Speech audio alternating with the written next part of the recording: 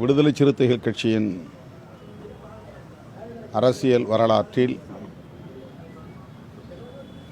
தேர்தல் அரசியல் வரலாற்றில் இந்த நாள் ஒரு பொன்னாள்.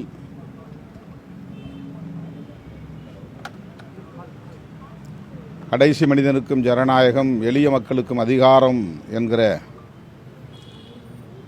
கொள்கை முழக்கத்தோடு 1999 நாடாளுமன்ற பொதுத் தேர்தலின் போது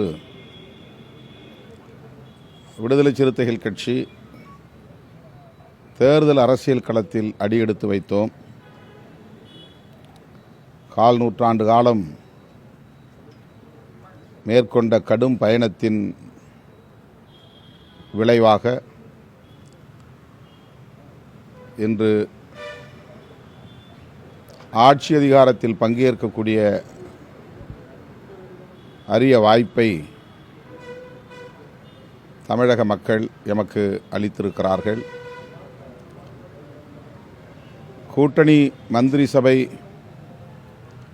கூட்டணி அரசு தமிழகத்தில் மலர வேண்டும் என்பதை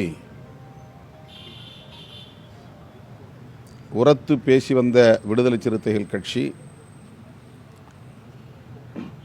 இன்றைக்கு அந்த இடத்தை எட்டியிருக்கிறது. அதற்கான காலம் கனிந்தது. மாண்புமிகு முதல்வர் திரு ஜோசப் விஜய் அவர்கள் கூட்டணி அரசு அமைவதற்கு தேர்தலுக்கு முன்பே வெளிப்படையாக அழைப்பு விடுத்தார். அதன்படி இன்றைக்கு தமது அமைச்சரவையில் விடுதலை சிறுத்தைகளுக்கும் அங்கம் வகிக்கிற வாய்ப்பை வழங்கியிருக்கிறார்.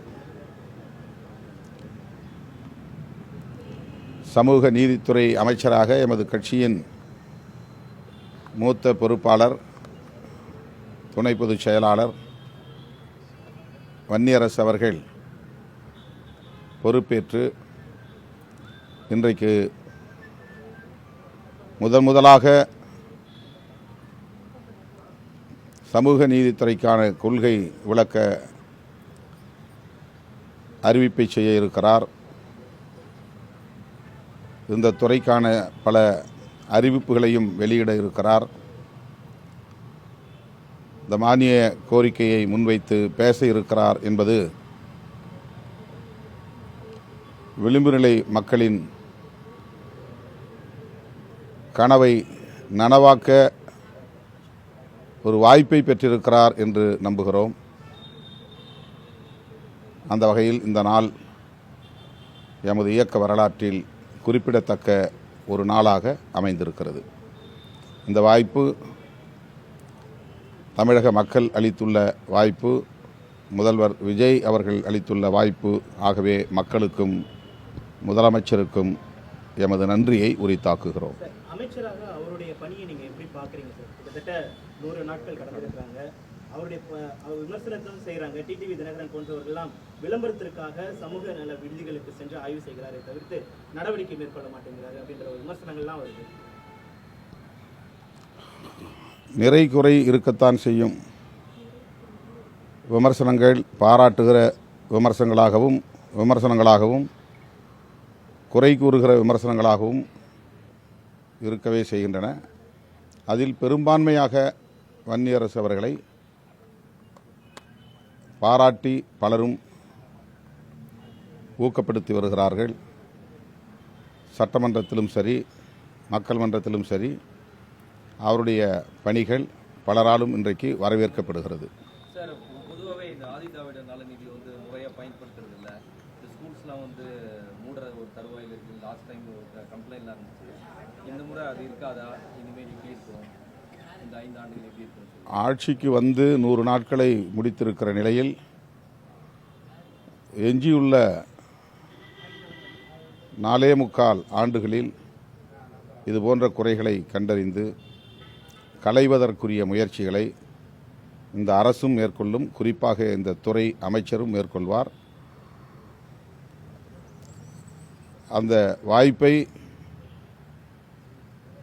இந்த சூழலில் வன்னியரசு அவர்கள் நல்ல முறையில் பயன்படுத்திக் கொள்வார் என்று நம்புகிறேன். சார், இந்த பரந்தூர் விமான நிலையத்தில் கையகப்படுத்தப்பட்ட நிலத்தை மீண்டும் அவங்களுக்கு கொடுக்கணும் அப்படின்னு கோரிக்கை வந்திருக்கு. இதுல விசிகாவோட நிலை பொதுமக்களுடைய கோரிக்கை என்னவோ அந்த கோரிக்கையை நிறைவேற்றுவதுதான் இந்த அரசின் நோக்கம் என்று முதலமைச்சர் சொல்லியிருக்கிறார். அதன் அடிப்படையில் தான், பொதுமக்களுடைய கோரிக்கையின் அடிப்படையில் தான் இந்த திட்டத்தையும் தற்போது நாங்கள் கைவிடுகிறோம். புதிதாக விமான நிலையம் அமைப்பதற்குரிய ஏற்பாடுகளையும் செய்து வருகிறோம் என்ற தகவலையும் சொல்லியிருக்கிறார். ஆகவே கையகப்படுத்தப்பட்ட நிலங்களை மீண்டும் சம்பந்தப்பட்ட தொடர்புடைய விவசாயிகளுக்கு வழங்க வேண்டும் என்கிற கோரிக்கை நிறைவேற்றப்படும் என்று நான் நம்புகிறேன். சட்டப்பேரவை இந்த விவாதங்களை எப்படி சார் பார்க்குறீங்க? அது வந்து விவாதம் இல்லாமல் கேள்வி குத்தா இருக்கு. சட்டப்பேரவை முறையாக நடைபெறலை, மானிய கோரிக்கைக்கான விவாதங்கள் நடைபெறலை அப்படின்றது கம்யூனிஸ்டுடைய குற்றச்சாட்டாக இருக்கு. நீங்களும் சட்டசபையில் இருந்திருக்கீங்க. இந்த சட்டசபை நடவடிக்கைகளை எப்படி பார்க்குறீங்க?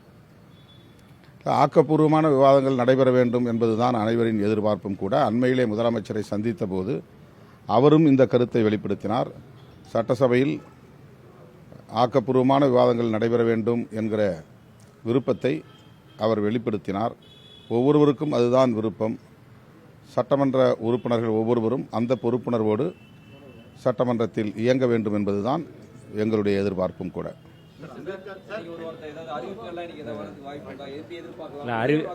அறிவிப்புக்கு பிறகு நீங்கள் வந்து பார்ப்பீங்க. நல்ல அறிவிப்பாக எங்களுடைய தலைவர்களுடைய வழிகாட்டுதல் அடிப்படையில், மாண்புமிகு முதல்வர் அவர்களுடைய வழிகாட்டுதல் அடிப்படையில் இந்த அறிவிப்புகள் மிகச் சிறப்பாக இருக்கும்.